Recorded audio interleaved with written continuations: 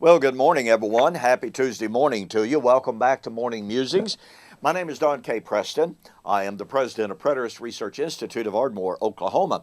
And we have begun a study of the resurrection and 1 Corinthians 15 specifically. Now, pardon me, I've spent 5 lessons so far. This is video number 6. But what I've been doing for you and with you is to try to establish a framework for understanding the resurrection.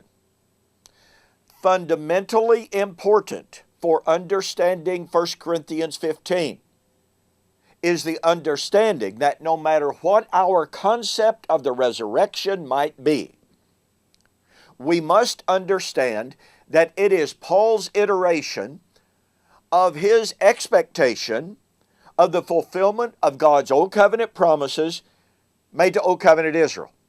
I have shared with you how in numerous formal public debates and countless private conversations, my counterparts, I have asked them, is your eschatological hope based upon a yet future fulfillment of God's Old Covenant promises made to Old Covenant Israel? Their answer has been no.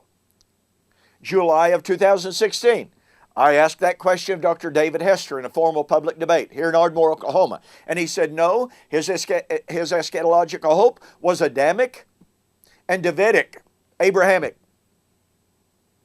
Now, here's what that means. I'll put this as simply as possible. Dr. David Hester, and I might add, Steve Gregg, Joel McDermott, on and on. John Welch, Mac Deaver. These are just a few of the individuals that I've had formal public debates with and have answered the question, no, their eschatological hope is not based upon God's Old Covenant promises made to Old Covenant Israel. All right. So here's the simple argument. Very simple, very powerful, and irrefutable. David Hester, my eschatological hope, it is not based upon, it is not taken from God's Old Covenant promises made to Old Covenant Israel. Point number 2, Paul's eschatological hope was taken from God and based upon God's Old Covenant promises made to Old Covenant Israel. Therefore, David Hester's eschatological hope, John Welch's eschatological hope, Mac Deaver's eschatological hope, Steve Gregg's eschatological hope, on and on and on it goes. Doesn't matter. It simply doesn't matter. If you say your eschatological hope is not based upon, not taken from God's Old Covenant promises made to Old Covenant Israel, you're teaching a different eschatology from what Paul taught. I'm sorry. That's just all there is to it. Now then, I want to share with you in this morning's video, I want to build on this concept even more. I want to show you that there is one eschatological hope, as Paul says in Ephesians chapter 4, verse 4. There is one hope. There is not an eschatological hope of Adam versus Paul and Israel. There is not an eschatological hope of Abraham or of David versus Israel and Torah. It is one hope. In Romans chapter 5, Paul says, therefore, just as through one man sin entered the world, and death through sin, therefore death passed upon all men because all sinned. Now what's he doing? He's taking us to Adam. He's taking us to the garden, just like Paul said in 1 Corinthians chapter 15, 22. As in Adam all men die, even so in Christ shall all be made alive. So Romans 5, the entirety of Romans in many ways, in Romans 5, Paul sets forth the exact same narrative, the precise same problem as he does in 1 Corinthians chapter 15. So notice, sin and death in Adam. Well, in verse 14 he says, death, what death? The death of Adam. The death of 1 Corinthians 15.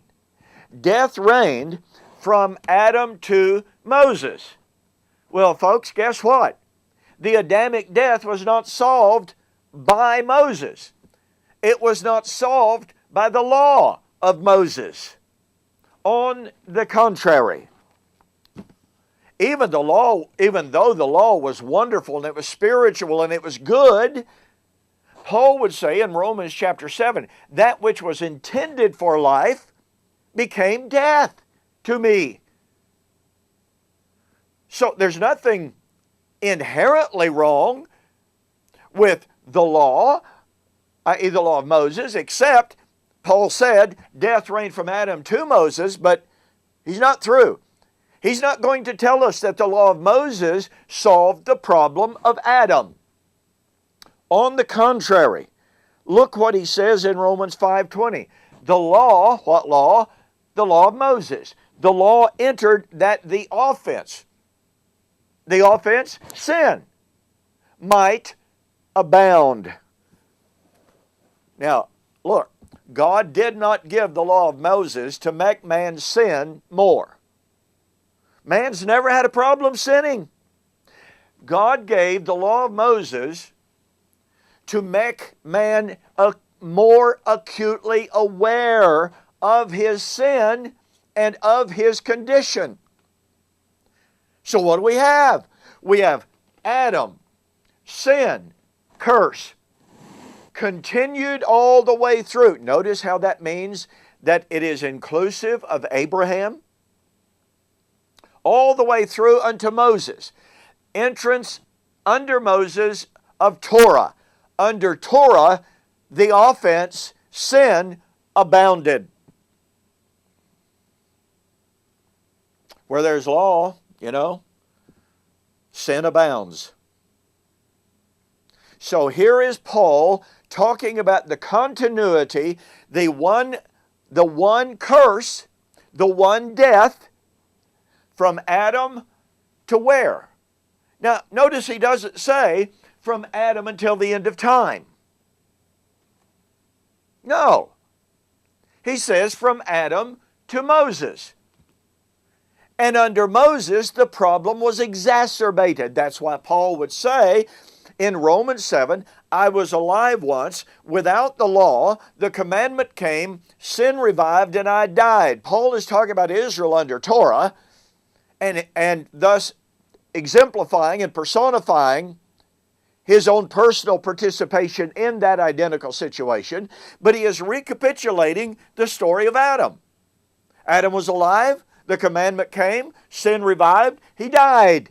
So here's Paul reiterating that same narrative.